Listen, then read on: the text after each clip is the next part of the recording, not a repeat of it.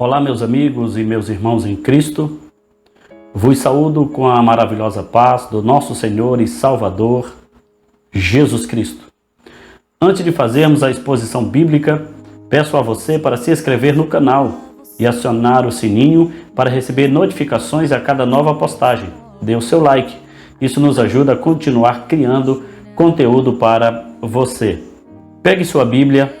Leiamos o Evangelho segundo Mateus, capítulo de número 5, versículo 1 ao versículo de número 3. E Jesus, vendo a multidão, subiu a um monte e, assentando-se, aproximaram-se dele os seus discípulos. E, abrindo a sua boca, os ensinava, dizendo: Bem-aventurados os pobres de espírito, porque deles é o reino dos céus. D.A. Carson fez uma observação sobre o Sermão do Monte. Disse ele: o Sermão do Monte é o primeiro dos 5 principais discursos do Evangelho de Mateus. Todos os 5 discursos seguem blocos de material narrativo. Todos os 5 terminam com a mesma fórmula. O tema unificador do sermão é o reino dos céus, incluindo o discipulado, que é a vida no reino dos céus.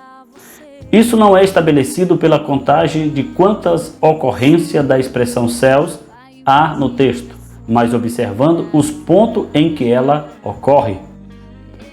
O outro detalhe são as recompensas oferecidas aos bem-aventurados.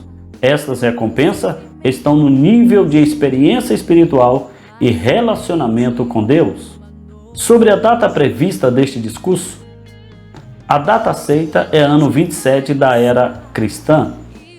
Mas antes de analisarmos o discurso, se faz necessário 2 dos diversos questionamentos que se tem levantado sobre o Sermão do Monte. O primeiro questionamento é sobre para quem Jesus está falando.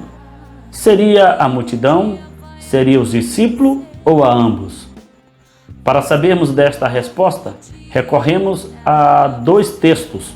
O primeiro, Mateus capítulo 5, no final do versículo 1, onde está escrito: aproximaram-se dele os seus discípulos. Então, temos aqui os discípulos na cena do discurso. E o segundo texto é Mateus capítulo 7, versículo 28. Assim está escrito: aconteceu que, concluindo Jesus este discurso, a multidão se admirou da sua doutrina. Concluímos assim que o discurso de Jesus foi direcionado a 2 grupos, à multidão e aos discípulos. Agora vamos ao segundo questionamento.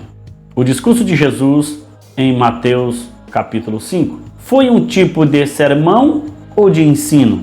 Talvez você diga, mas sermão e ensino não são as mesmas coisas?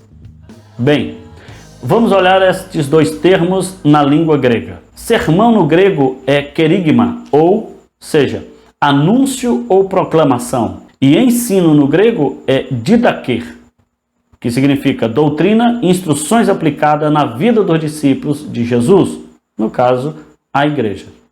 Você observou que Jesus falou para a multidão e também para os discípulos.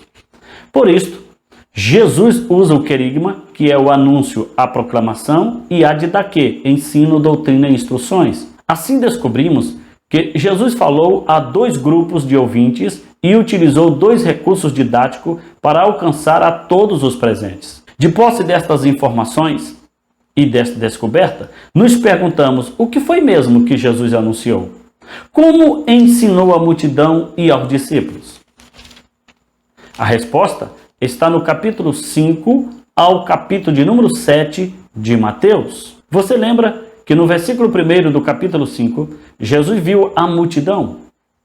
A expressão Jesus viu tem conotação inclinada para a misericórdia, compaixão, ou seja, Jesus não somente enxerga um aglomerado de pessoas, ele vê a necessidade da alma destas pessoas. É a partir desta observação feita por Jesus que ele inicia seu discurso. Há várias lições práticas na vida deste sermão. Hoje, quero destacar somente a primeira lição de vida, registrada em Mateus capítulo 5 e versículo de número 3. Bem-aventurados os pobres de espírito, porque deles é o reino dos céus. Vamos analisar os 2 termos, bem-aventurados e pobre de espírito. Bem-aventurados é Macários, descreve o homem que é singularmente favorecido por Deus e por isso, em algum sentido, é feliz. Alguns comentaristas preferem utilizar o termo feliz ou abençoados. E pobre de espírito significa destituído de riqueza, de influência, posição e honra. Jesus está exaltando a pobreza? Não. Jesus está discriminando as riquezas? Absolutamente que não.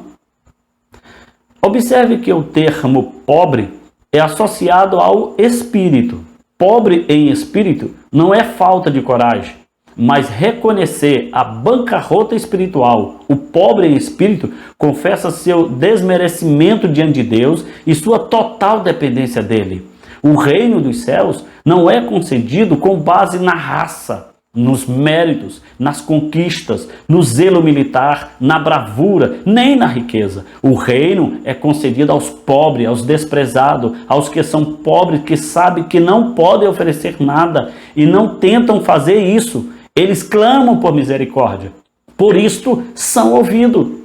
Jesus está enaltecendo a todos que, não tendo nada a oferecer de si mesmo, exceto suas próprias vidas, oferecem para conquistar o reino dos céus. Amigo e irmão em Cristo, os céus é a morada de Deus. Lá só vai entrar quem Deus convidar para lá estar. Quem nesta vida aprendeu que o bom relacionamento com Ele é efetuado na verdade, na transparência e singeleza de coração.